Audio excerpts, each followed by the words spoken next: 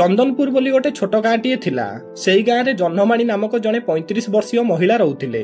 5 वर्ष पूर्वे स्वामी असुस्थता कारण मृत्युवरण करथिले। जह्नमाणीर 2टी पिला थिले, गोटे 12 वर्षर पुओ मनोज आ गोटे 8 वर्षर झियो रुनु।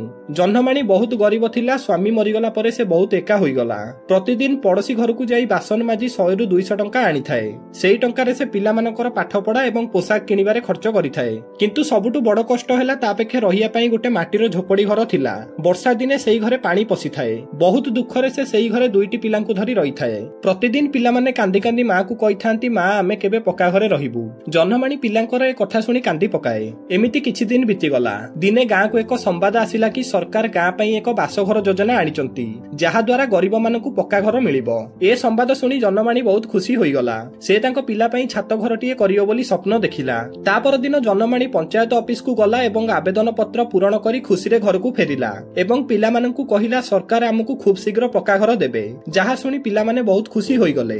एमिति किछि दिन बीतीगला। गाँर मुखिया पंचायत ऑफिस रो किछि लोकंकु धरी जह्नमाणीर घरे पहुंचिले। जह्नमाणी को बाहर को डाकी मुखिया कहिले, देखे घर मिलियाकु हेले तते 10,000 टंका देबाकु पड़िबो। मुखियाको ए कथा सुनी जह्नमाणी को पाद तळु माटी खसीगला। से मुखियाको हाथ जोड़ी कहिला, मु 10,000 टंका कोठु आनिबी। मु प्रतिदिन पड़िसा घरे बासन माजी 100 टंका आनी थाए। से भी पिलांको पाठ पढ़ारे जाउची। हेले मुखिया जह्नमाणीर परिस्थिति को न बुझी कहिला, जदि तू 10,000 टंका न देबु ताले तो ना लिस्ट रु कटा जिवो। ए कथा कहि मुखिया सेठारु चली गले।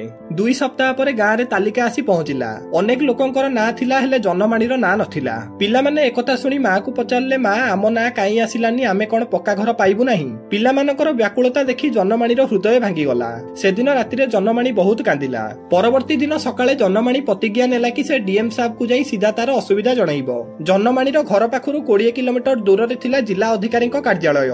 जह्नमाणी खाली पादरे चलिबा